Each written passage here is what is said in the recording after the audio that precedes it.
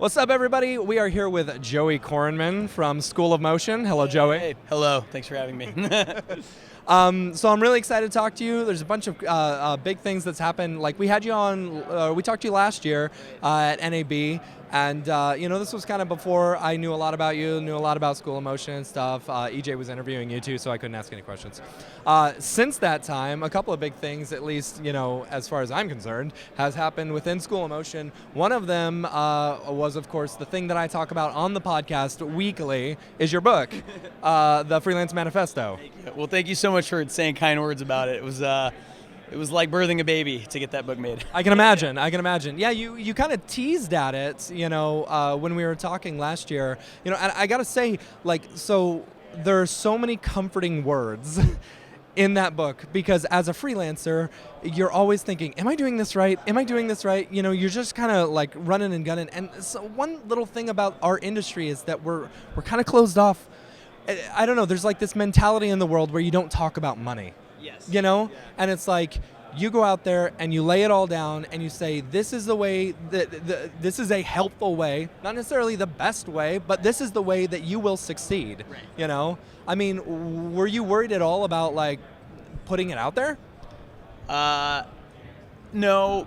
Here's the thing, the reason I wrote the book was because I kept having these same conversations over and over again with my friends who'd go freelance. And you're right, people don't like to talk about money, and I think that's changing a little bit.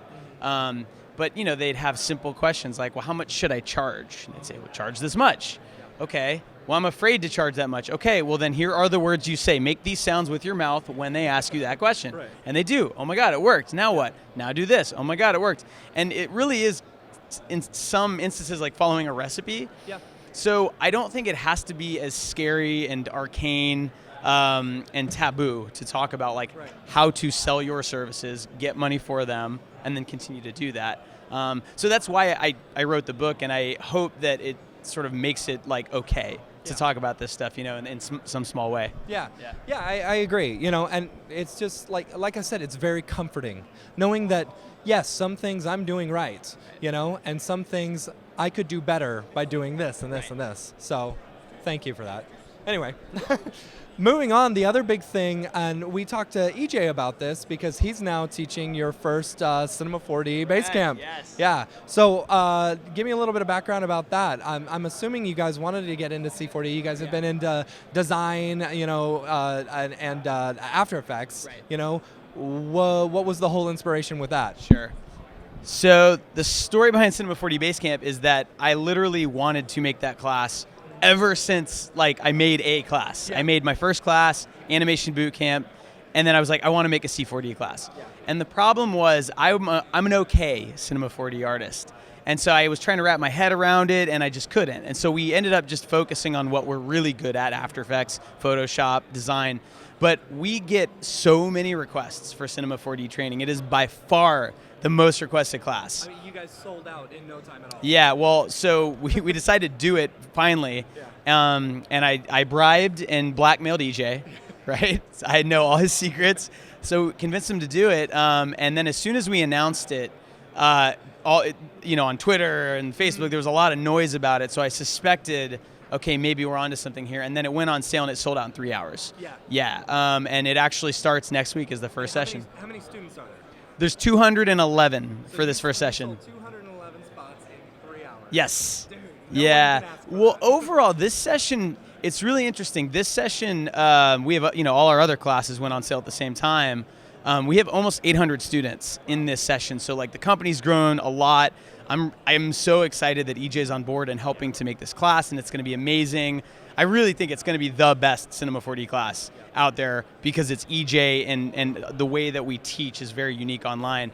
But this is not the last Cinema 4D class either. We want to keep going, and we want to bring in other people with knowledge of photorealism and third-party rendering and stuff like that, and really build a 3D curriculum using the platform that we now have. And we're still continuing to do After Effects classes. We have an advanced After Effects class coming out in the summer. We actually have a few. We have 6 classes in production right now. So there's a lot going on, but this Cinema 4D thing is the thing I'm most excited about at NAB right now. Yeah. So let me ask you this. let me to kind of switch gears a little bit. Yeah. I want to talk about your background. Sure. You know, like so you ran your own company for a while. You know, you talk about that in the book, Right. and then you went into teaching. Right. And you were freelancing. Yeah. You know, you left the company to become freelance full time and stuff like that. What was it? At what point did you say, okay, I'm done freelancing and I want to start the School of Motion? Or was it a gradual transition to where you were doing both? Sure. And like maybe just the beginnings of School of Motion? Yeah. So there was definitely a transition period, right? So I was at Ringling, right? Ringling College of Art and Design. So I was teaching full time and freelancing also. Yeah. Then I left Ringling and freelanced and did School of Motion. So I always had two things, and they were overlapping. And School of Motion and freelancing overlapped really for the first 2 or 3 years that we were selling classes, because the company wasn't making enough for me to pay myself and pay my bills, and I started to hire people and things like that. And it was about year 3 that we sort of hit that point where I was like, okay, it's actually worth it now for me to just stop doing freelance and to focus on this. And that was about 2 years ago. And so now that's all I do is School of Motion. And it takes all of my time. So I don't have time to freelance even if I wanted to. But it's funny because someone was just asking me, like, do I miss actually doing that kind of stuff? And I do a little bit.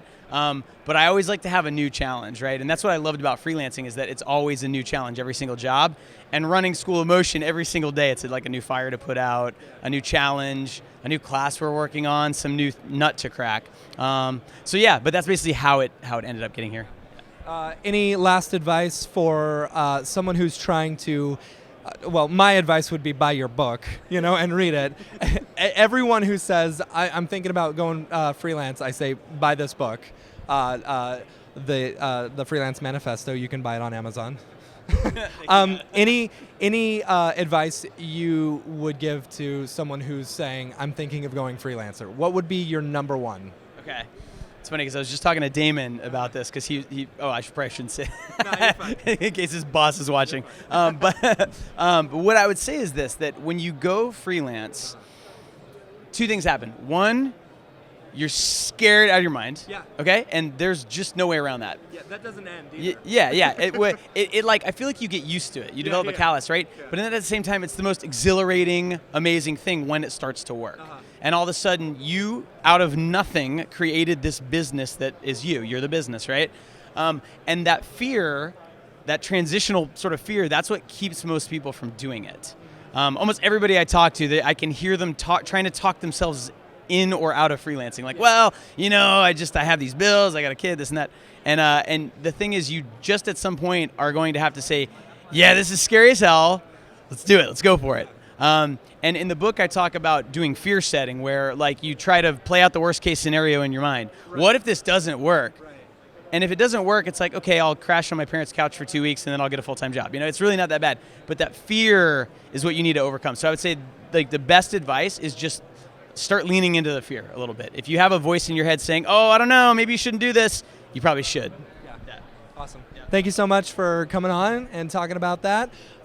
We will be doing more videos on the showroom floor of NAB 2018. Stick around, iDesign and Brograph.com.